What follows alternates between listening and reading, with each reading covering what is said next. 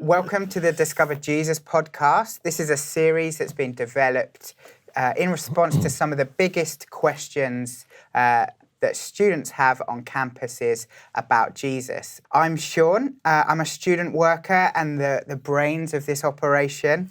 I've worked on campuses in England, in Newcastle upon Tyne and Birmingham, and I've also spent some time in Eastern Europe. I'm Lauren, and Sean has a degree in map making, so take with that information what you will. So I don't know if he is the brains of the operation, but I am a student worker intern in Belfast, and have lived there for the past few years. But I'm pretty fresh out of uni, so I'm probably the coolest person in the room. There's no arguing with that. That's true. So Sean and I both work for Agape Students, which is an international Christian charity working to help students discover Jesus together. Sean and I are both on an ongoing journey ourselves to discover Jesus, and we want to help and encourage others to do so as well. And today we find ourselves not on campus, but we have ascended to the city of Oxford, where we can find some of the most knowledgeable people in all of the land. Apologies to Cambridge. We did try the Cambridge Centre for Christian Apologetics, but they were busy. So instead, we're at the OCA, the Oxford Centre for Christian Apologetics. And we have the interesting theme today of purpose. And we have two special guests joining us, Rahil and Ben. So could you briefly introduce yourselves to us, please? So my name is Rahil, as you've said. My background, I was born in the UK, raised here. After my A-levels, I pursued a slightly different path. I went to India to train to be a Hindu monk. So I spent 6 years in a monastery there. And after that training, was placed back in the UK, in London, as a monk, wearing orange robes and a shaven head, and 16 of us in London. And my responsibility was to spread Hindu philosophy ideas across the whole of Europe and Russia, and building different temples in different cities, developing congregations, and speaking and teaching. And I had a powerful encounter with Jesus in 2012. So I've been a believer now for 10 years. Wow, fascinating. Not your average bio. No, I don't have a degree, like you said. You to say, but okay. very interesting. So, my name's Ben. I am a speaker and tutor here at the Oxford Centre for Christian Apologetics. I just started working here this year, actually. So it's been great to start off doing these podcasts with you guys.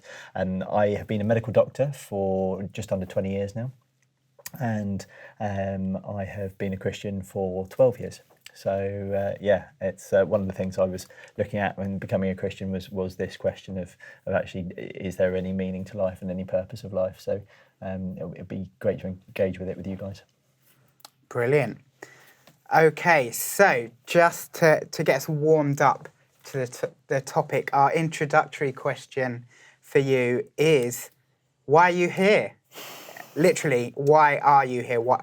How did you end up at the OCA, the Oxford Centre for Christian Apologetics? So my wife is an ordinand at Wycliffe Hall. Mm-hmm. So that brought us here to Oxford from London. So she's in full-time training. What's an ordinand? Ordinand is training to be a vicar, a priest in the Church of England, at Wycliffe Hall, which is a 10-minute walk from here. I came to do the OCA course here in 2019, and my wife came with me at that point, and she was working remotely. She wasn't an ordinand at that time. And then the pandemic hit as soon as the course ended, so we ended up staying here. She decided to follow this path, and so it all worked out. And when OCA last year were looking for people to help in Eastern religions. That's when they, searched for me, had an interview, and I started last year in September. So they headhunted you. Headhunted. It's pretty cool. Yeah, for me, I sort of came to be a Christian and know Jesus through kind of looking at the evidence base for things, and I think that's what we love to do here at the Ocker. And the Oxford Centre for Christian Apologetics, to look at, do we have, is our faith reasonable? Is it rational? And does it make sense? Does it make sense personally for us? And also, does it make sense of our experience of the world? And I think it does, unsurprisingly. So that's why I'm here, because I love speaking with people who are also asking those questions that I've been asking, and helping hopefully try and find some meaningful, helpful answers. Fabulous. Okay, so let's start off with a nice, easy question. Uh-oh. Absolutely, no pressure, but what is the meaning of life? The meaning of life. Mm-hmm. Interesting. So as a Hindu, I can share what it was. As a monk, it was moksha, which is the liberation from birth and rebirth. That's the ultimate aim of a Hindu. But interestingly, for a vast number of Hindus who are not in the priesthood, they have to pursue four things. One is dharma, which means duties, just moral obligations, rites and rituals, those kind of things. Artha, they have to pursue money in order to look after their family and to give to the temple. And kama, they must start a family. And moksha is in that as well. So meaning comes out of a lot of doing these different things, doing good karma, doing duties. When I came to the Lord, or rather when he found me 10 years ago, it was a challenge, because I'd come from a works-based religion, and now you're in a relationship. So in my initial months, I'm like, what do I do for Jesus? What do I do for Jesus? What do I do, Because karma and grace are two opposites. And one time in prayer, the Lord said, no, the sole purpose or meaning of your life is to be loved by me. And let me love you as you are right now, And that took me 2 years to digest from head to heart. And I'm still growing in that. I can't say I've completely grasped that. But for me now, as a follower of Jesus, meaning comes from that place of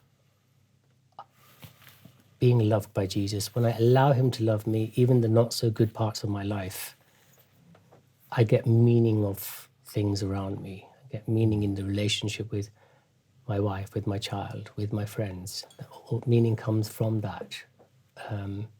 Yeah.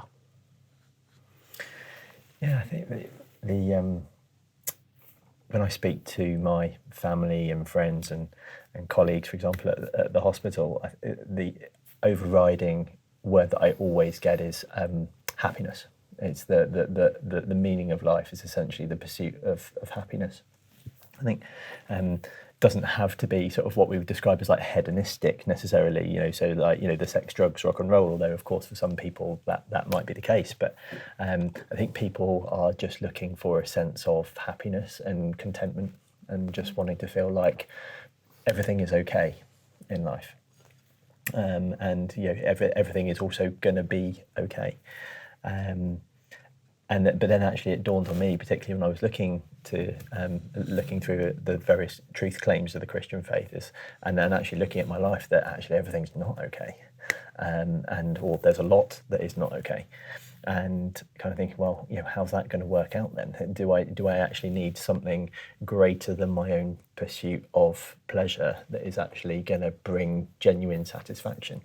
I think for me, I'd felt that my the pleasures of my life were relatively short term, and they didn't massively mean anything. They did kind of, maybe satisfy for a short period of time, but ultimately there wasn't anything that really carried meaning. And so I think I agree with Rahil really that in becoming a Christian, I would say that actually the purpose of our lives is to be in relationship with God and to enjoy that relationship with God. There's an old phrase from something called the Westminster Shorter Catechism, which is basically a kind of like a statement of faith sort of thing that was many years ago, and they put it quite well. That is, they ask its question, so what is the chief end of man? And the answer in this is to glorify God and to enjoy him forever. But basically just a posh way of saying, like, just to be in relationship with God and to enjoy that relationship with God as the kind of the main purpose of life. Obviously, there's a lot more detail within that, but that's the kind of the big aim kind of thing. So we hear a lot in society about loving ourselves and the importance of loving ourselves. What would you say Christianity has to say about those things? I'm really interested in where that question comes from in terms of what the whole concept of self-love, where that what its origins are there. And whilst I'm not in total disagreement of it, in that we should care for ourselves, and I'll explain a little bit about where that comes from in the Christian worldview, but I suspect a lot of that is we say that we should care for ourselves because we worry that no one else will, and that actually we've got to do it ourselves. We've got to take the responsibility, because actually there's no one else out there. And actually, if you are either from a kind of an atheist perspective or a naturalist from that point of view, where there is nothing else in life outside the physical, then actually that it's only you. It's only you who can really know what you need, and really only you that can fulfil those needs. So just crack on and do it the best you can. And I'm really sympathetic to that, because this world has lots of beauty in it and lots of joy, but also lots of brokenness. And sometimes what our feeling is that no one else is going to care for us, so we should. But I think that God, and in the Christian worldview, has something very different to say to that. It's saying that actually, look, I want to care for you. I can care for you, and I can be trusted to care for your needs. And that applies to every single one of us. So there's a phrase, and it's in the Bible, it's kind of love your neighbour as yourself. So actually, we know that because God loves us, we can love other people as well as loving ourselves. So it's not, when you're a Christian, it's not that, oh, actually you can't pay any attention to your own needs at all, but actually it's because you're loved by God first, you can then go and love other people, and also make sure that some attention is paid to your own needs as well. So it's just kind of redressing that balance a bit, I would say.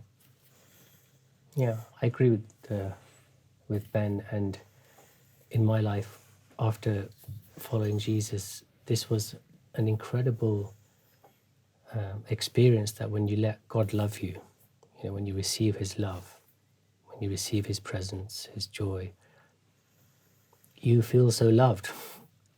You don't have to do it yourself. And now I'm kind of thinking on your question that if I did try and love myself on my own, how second rate that would be compared to the way God loves me. Not only in the way of nourishing my soul with his presence, with his love, with his peace, but also I've seen in the 10 years in various aspects of life, things that I might worry about, and he's come through and provided. And I can share story after story on that. Or if there's this issue that needs addressing, and he's found a way. So, and I often think, could I have done that on my own? Could I have done it any better? Even how he ended up in Oxford, couldn't have planned for that or thought for that, but God planned it all out and charted it all out, and we love it here, for example. So in both ways, both tangibly with his presence, I think for me, if I'm having a not so good day, I'm not good at loving others. And in fact, I'm not good at liking myself either. You know, when I've not had a good day. But if I take out time and I sit with him, get a touch from him, receive his love, then I find it's so easy to love others, you know, or be in difficult situations. So again, I can't do that in my own strength. I know that, you know, you fall apart. So I think you're and God's love is such, I've experienced that, like I said earlier, the not so good parts of me, you know, he loves me still as I am. It's not because I do something for him. Now, if that wasn't there and I tried that myself, I would just end up justifying the not so good parts of myself to myself and to others. You know, I'd start proving why they're okay. And that's hard work and that's heavy and that's stressful if I tried that on my own. So in various ways, you know, receiving love from him and living life from that overflow of his love, you end up by default loving yourself really well and loving others than doing it all on your own. So I guess moving on to one of our last questions is, what does following Jesus have to say about the purpose for my life and for our listeners' lives? Should it affect how we plan for our futures? Big, great question. So God, if the Christian faith is to be believed, what has happened is that God has created us and he's created humans in his image, and he's saying, look, I want to do life with you. And it starts off with this kind of relatively unformed earth, and he says, look, like, you know, have kids, like, you know, have relationships, form this land, work this land, and let's do it together. It's not like I'm just going to leave you to it. Let's do it together. And then, of course, what happened is that we messed things up, and that as a result, and you know, evil and brokenness and badness has come into the world. But even then, God hasn't left us in that place. God has said to us, look, I still love you. I still want to work with you. I still want to reform and make this place so much better than it has been. So I think what God says to us in the purpose is, look, I want to make this happen with you. I want to work with you to make this a better place.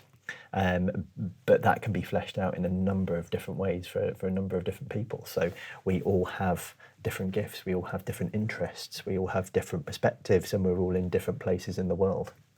And the great thing about what we call the kingdom of God, so it's basically everyone who's a Christian, is that we all have different roles and different things that God will call us to. So for some it will be a teacher, for some it will be to build and design buildings, for other people it will be the legal service, for other people it will be the church, and on and on. There's just, you know, one of many examples. But actually God can direct our paths into what is going to be best for us, but also what is best for the kingdom that he's building. And so that is, you know, just enormously satisfying and exciting to be part of a bigger story that actually started in the Bible and finishes not only with us, but when what we believe is that Jesus is going to come back to earth and essentially hold the kingdom together forever and make it perfect. So we're all part of that bigger story. So anyone who's listening to this podcast, you are absolutely not excluded. God absolutely wants you to be part of it. And of course, not just in terms of careers, but in terms of relationships and where we might live and what we might do. I think people's experiences are variable. So there are some Christians that I talk to that hear audibly from God very regularly.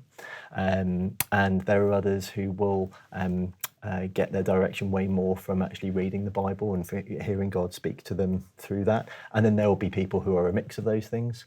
And then there are people who get it through prayer, other people who will perceive things in creation. I think all of those things are very viable ways that God can communicate with us. But it's actually that business of being in relationship and talking with him and letting God direct our lives.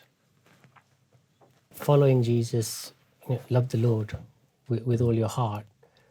What I tend to discover is, from what you guys were sharing earlier, is that you end up realizing that you don't love the things you think you love. Because that carving of your heart that he does through his love really also places the real, no, I don't want to say the real you, but you start realizing some of the giftings you've got that you never would have known if you weren't following Jesus, And he places a call on your life. He puts passions on your heart, desires on your heart. And I think, when Jesus said, I am the gate, it's just the most beautiful thing ever, that if you follow me, I'll lead you where you need to go, And it's just being connected to him. It's like when you think of the verse, abide in me and I in you, it's like the River Nile is connected to the Lake Victoria. One is like the source, obviously, but because of the connection, that river can travel 4,150 odd miles, and it can go through deserts, it can go through lands where there's Islamic terrorism, but it still gets to its destination, right? Because it's connected to the source. So I think following Jesus, you might think, this is great for me, I would really love to be in this calling or that, but the more you fall in love with him, the more you realize, it's not that really. I think this is what I love. This is what I like. And it's important to him for you to fulfill your full potential, because he designed you, right? And he designed you uniquely, which is not there in the Hindu worldview. Your uniqueness is not a concept. The self is all the same across all human beings. So when there's just one of you, you then start, you have less of a desire to be like other people, if you realize how much he loves that unique you. Okay, so I have one last question just as we finish up. What one piece of advice would you give to someone who's struggling with finding their purpose and looking at different worldviews and trying to decide which worldview they align with or they believe in? What piece of advice would you give? I think that's a difficult one, because for them it's a massive choice. Yeah. So giving this one piece of advice is really difficult, because it's a life question. I sometimes say, in a loving way, just dare Jesus, and just say, if you're real, can you talk to me? Can you show me? In a humble, loving way, just share that. And I've heard stories, where people have just said simple, short. You can call it a prayer, or you can just call it a conversation. And I've found profound outcomes in their lives when they've just asked these very simple questions. So, as it is a massive life decision, I think the simplicity of Jesus is quite profound. No, I don't mean in the simplistic way, but he's very. It's not complicated, is what I mean. I would, because it's a tough question. I'm going to just say, take some time out and just say, Jesus, look, can you show me? Can you reveal yourself to me? I do want to know you, but I don't know how. It doesn't have to sound fancy and really spiritual. I haven't got a clue where I'm going. I don't know what I'm doing, but I've heard from people that you're real and that you're their God. So help me. Keep it very simple, I would say. Yeah, I think that experiential approach, and just to jump right in, it can be really helpful for a lot of people who are in that place. If you're not in that place, I think my advice would be, and so I agree with Rahil on this, but if you're not in that place of kind of, being prepared to kind of say that to God, then I would ask you or challenge you to actually spend some time properly looking into the various different worldviews and actually see what makes most sense of your life and what makes most sense of the world around us that we see. The thing about Christianity is that it is not just a kind of like a way of life or a view on the world. It's historic. It's actually, it's got historic claims that are either correct or incorrect. That Jesus either did live and was who he said he was, or he wasn't. And that's tough because that actually challenges people to do something with that. It's not just do you like cake or do you like carrots or do you like carrot cake? But actually just making a choice is actually there have been truth claims made by Jesus. And so I would really encourage people to look at those and also to look at those of the world, of the other faiths around. It's what I did when I became a Christian, because I was like, well, I've just been brought up in the West, so it's natural that I would be a Christian. But if I was born in India, then there may be a whole load of different religions that I would have pursued there. So actually, which actually makes most sense? And my conviction was that Christianity made the most sense and was true. So I would say to people, look, just explore for yourself, do some good study, listen to all the other podcasts, but also further reading, all that sort of stuff. And then once you're ready, sure, everyone needs faith in every worldview, including actually atheism takes a degree of faith, which we won't go into now, but it arguably does. And so, to then actually, once you've got enough information, to then go in and say, look, Jesus, if you're real, just make yourself known to me, and just to go from there. Yeah, I think that often we can shy away from stress testing the things that we believe or the things that we are wanting to believe, because we're scared maybe of what we might find, or scared that we won't find the answers we want to find. But that's when your faith becomes genuine and real, is when you've tested it and it's stood that test. So thank you so much, guys, for your time and for answering our very easy questions this afternoon. Thank you, guys. It's been a real pleasure, and thanks so much. Yeah, if we want to find out more or think a bit more about some of the things you've been sharing with us, do you have any recommendations for us for things we can do, where we can go, perhaps books we can read? Read Rahil's autobiography. Rahil's book. Oka's going to start preparing quite an extensive content platform to be launched in March, with looking at various different topics like suffering and injustice and Eastern religions and things. That's, from what I'm hearing in our meetings, that's quite an extensive, comprehensive content, video content really, to go to. But like Ben says, it I guess it's how the person is wired and designed and where they want to go for what, I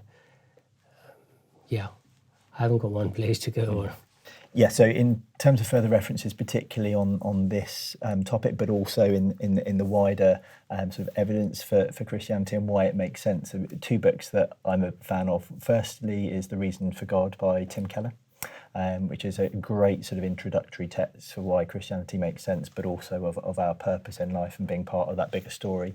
And then also Confronting Christianity by Rebecca McLaughlin. It was another great book, which is again a good evidence base for looking at lots of the different areas of life and faith, and why it makes sense to at least have a look at this in order to find your purpose.